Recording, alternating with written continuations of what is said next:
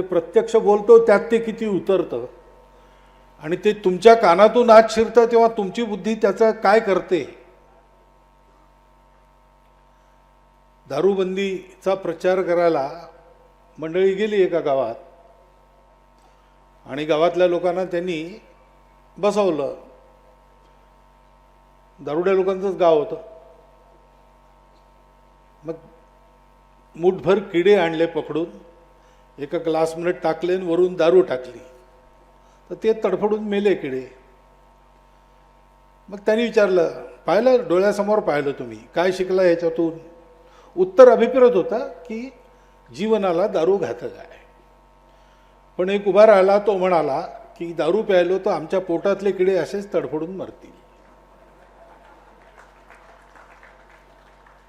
आता कोण काय सांगतो आणि कोण काय समजतो हे नेहमी राहणार आहे. म्हणजे याच्यात दोष पाप अपराध नाही आहे. म्हणून हा धर्म समजवावा लागतो.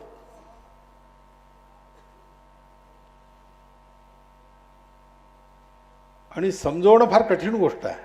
मनुष्य समजत नाही. मी खूप ज्ञानी मनुष्य असेल तर त्याला त म्हटल्यावर ताकभात लगेच लक्षात येतो. फार अज्ञानी माणूस असेल तर सांगणारा ज्ञानी आहे त्याला माहीत असतं म्हणून त्याचं तो लगेच ऐकतो.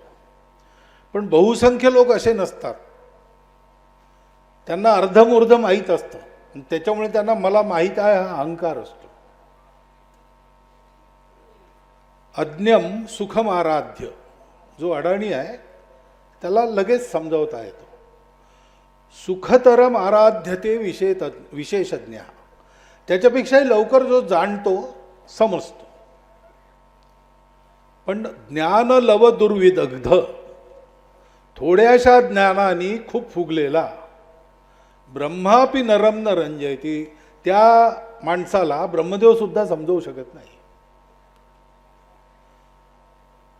ते फार जिकिरीचं काम आहे. आणि ते समजवायला जावं तर समाज म्हणतो हा चुकीचा आहे, याला हकला, याला मारा, याला ठोका.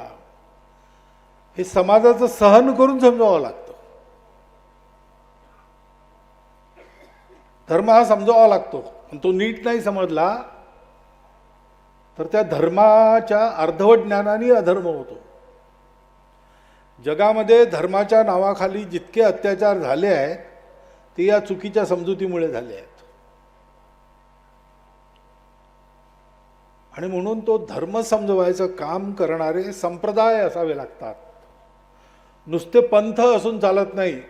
बाबांनी गोष्ट केली, विवेक पाहिजे. ज्या पंथाला विवेक प्राप्त होतो त्याला आपण संप्रदाय म्हणतो. सम्यक प्रदाय जो देतो, सम्यक रीतीने देतो. आणि असं काम हे 900-1000 वर्ष सतत चालत राहणं ही फार मोठी गोष्ट आहे. याला फार पक्की मुळातली बांधणी लागते आणि त्या बांधणीप्रमाणे चालणारा जनांचा प्रवाह लागतो. म्हणून आपल्याकडे म्हटलं, जनांचा प्रवाह चालिला म्हणजे कार्यभाग आटोपला, जन ठाई ठाई तुंबला म्हणजे कार्यनाश. हे प्रबोधन करणारे संप्रदाय ही फार मोठी गोष्ट आहे. आणि आपल्या देशात ती उपलब्ध आहे, सदा सर्व काळ उपलब्ध आहे. ज्ञानेश्वर महाराज मागून गेली ईश्वरनिष्ठांची मांदी आळी, पण त्याच्या पूर्वीपासूनच ती मांदी आळी आपल्याकडे देशकाल परिस्थितीनुसार निरनिराळ्या रूपाने उपलब्ध होते. आणि म्हणून अशा विपरीत परिस्थितीत 1000 वर्ष सतत हे काम सर्व प्रकारच्या परिस्थितीत चालू ठेवणारा महानुभाव संप्रदाय हा स्वाभाविक रीतीने कोणत्याही धर्मप्रेमी आणि देशप्रेमी माणसाला आदराचीच सन्मानाचीच गोष्ट आहे. देशप्रेमी आणि धर्मप्रेमी म्हणतो, पण वास्तविक आपला देश म्हणजे धर्माचा देश आहे, धर्मप्राण देश आहे. आपली राष्ट्रीयता आणि आपली धार्मिकता या दोन गोष्टी नाहीत, एकच गोष्ट. या धर्माकरताच आपला देश आहे. आणि त्याच्यामुळे हे प्रबोधन हा त्या धर्माच्या आचरणाचा आणखीन एक भाग येतो. स्वतः आचरायचं, आधी केले आणि मग सांगितले. आणि दुसरी गोष्ट आहे की अशी समजुतीची गडबड झाल्यामुळे चुकीचे अर्थ प्रचलित होतात, पाठभेद प्रचलित होतात. मनुष्य अनुकरण करतो इकडे तिकडे पाहून, म्हणूनही काही गोष्टी घुसतात. काही गोष्टी परिस्थिती लादते आपल्यावर, आणि त्याच्यामुळे खरा धर्म हा वारंवार सांगावा लागतो सुधारून. आणि म्हणून संशोधन हे तिसरं काम आहे. आचरण, प्रबोधन आणि संशोधन हे जिथून चालतं तिथून धर्म चालतो. धर्माचं रक्षण तिथून होतं. आणि आपल्या देशातले संप्रदाय हे हेच करणारे आहेत. ज्यांनी हे केलं आहे ते टिकले आहेत. ज्यांनी हे सोडून दिलं त्यांचं प्रयोजनही संपलं, म्हणून ते संपले. आणि प्रत्येक संप्रदायाच्या माणसाने हे लक्षात ठेवलं पाहिजे की हे आपल्याला करायचं आहे. गुरुदेव रानडे एक मोठे साक्षात्कारी महापुरुष, तत्वज्ञ होऊन गेले. तर ते जगात हा जो आपसातला कलह चालतो धर्माच्या नावावर, तो पाहून तेही व्यथित व्हायचे.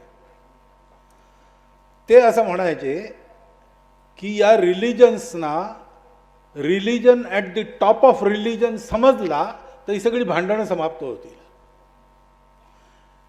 कारण प्रत्येक संप्रदाय जे सत्य त्या त्या देशकाल परिस्थितीनुसार रूपात आणून द्यायला निघाला, सत्य तर ते एकच आहे. आणि धर्म हा त्या सत्याला धरून चालतो. तर हा जो धर्म आहे हा religion on top of religion आहे. तो जर समजला तर मग तो विवेक. एबीपी माझा, उघडा डोळे बघा नीट.